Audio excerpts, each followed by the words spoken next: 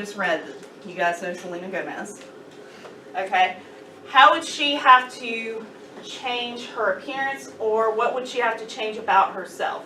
You're going to respond as a group on a piece of paper. So you'll write your response and then pass it back.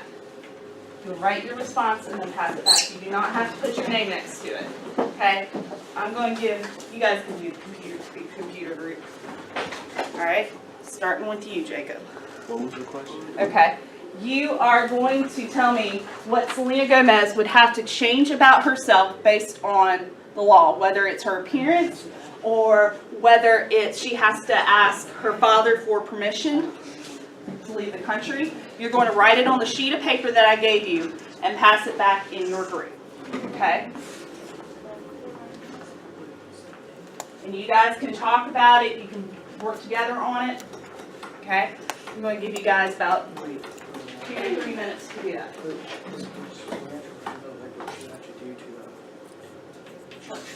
It wouldn't just have to be her appearance. It could be what she would have to change about her life. Yeah. If she were to be in Irish. Yeah.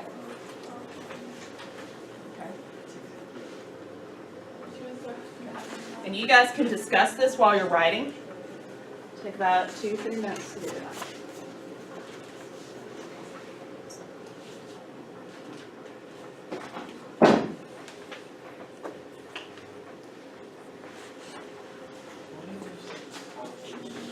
What? Say that one more time. There's a word for that. There are 2 different ones. There's one that has a mask over it. And Lolita is one of my favorite authors, and I'm trying to think of what he called it in his book. He's talking about the veil, the full veil that women sometimes have to wear, and there are 2 kinds. There's one where you can see the eyes, and then there's one where you have to have a veil over the eyes. But there's, I think it starts with a B. I'll look that up and let you know. There's a word for the full veil that some women have to wear, and there are 2 different types. There's one that they have to wear all the way down over their suit, and you can see the eyes. And then the other kind has like a little screen. One of my good friends that I met last semester, or 2 years ago, is from Saudi Arabia. And I asked her, I said, well, do you have to wear the full veil in Saudi Arabia? She said, no, you don't have to. You just have to wear all black and the hijab. But you go with whatever's comfortable.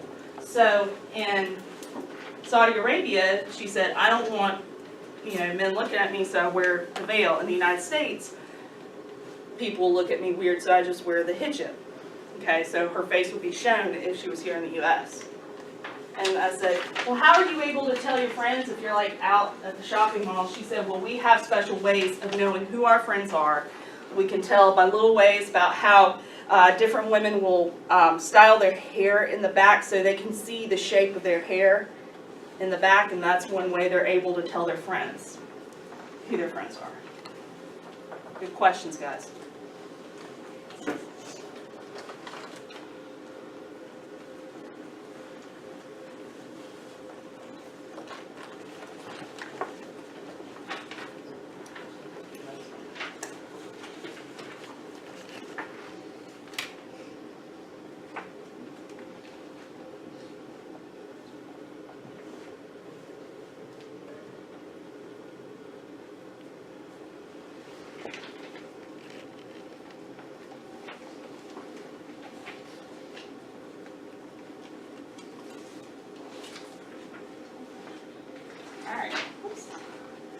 Okay, so just about everyone's done writing.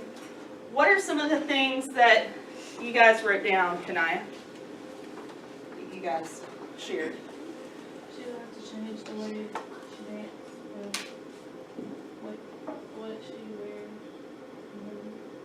She'd have to change her music. Okay, very true. Jonathan, what did you guys have down? She would have to wear the Islamic Hijab. and she would get Looks like 74 strokes of the lash. Okay. So that's using or paraphrasing some of that textual evidence from the law. Okay. Anything else? She would have to get her husband's permission to apply for a passport. Okay. All right. What'd you guys put down, kid? She would have to change her hairstyle. Okay. Have to change her hairstyle. All right, Skylar, what did you guys put down? But she would have to wear that thing over her head, and then she would have to ask permission to go places with her father and husband. Okay. Very good. All right. Megan, what about you guys? What'd you write?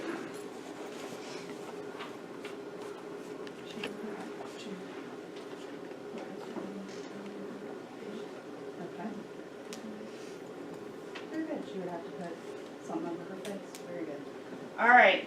So you guys have some different responses. I'm going to take those white sheets of paper up. I want you to kind of look at this map. This is a map of the Middle East. The place we're going to be talking about mostly is in Tehran. Tehran is a city in Iran. Okay. The first essay that we're reading is called Reading Lolita in Tehran.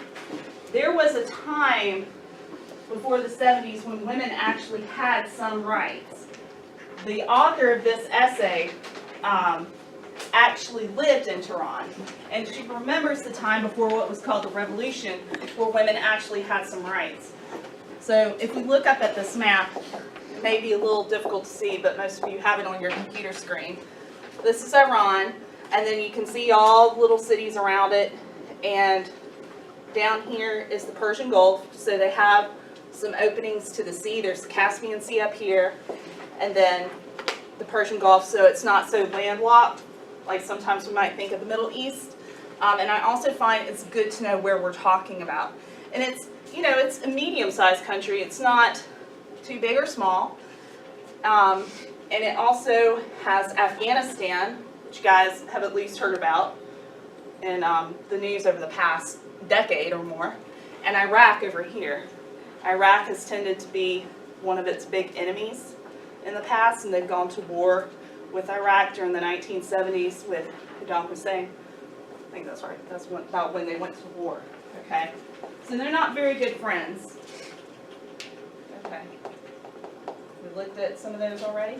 Okay, so now we're going to switch gears. We're going to reading Lolita in Tehran. This is actually an excerpt, so put the directions for where to go back there. Also, go to my.hrw.com. Remember, your passwords are up here if you forgot them. I'm going to give you guys a few minutes to get signed on. When you get there and you open your student ebook, go to the little search box with the magnifying glass. Type in 80. I think 80. It's 80 or 81. Go ahead and I'll give you about a minute to do that.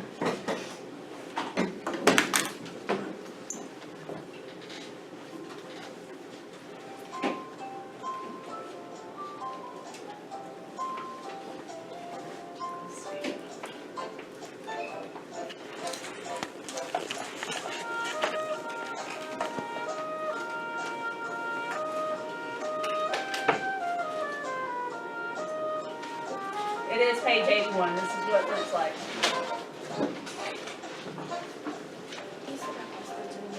Yes.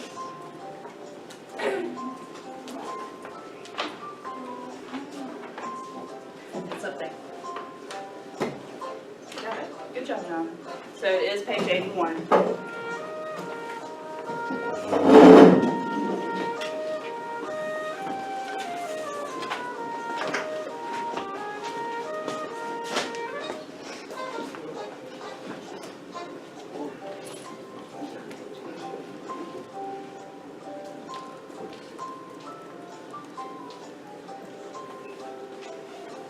Good job, John, for being there.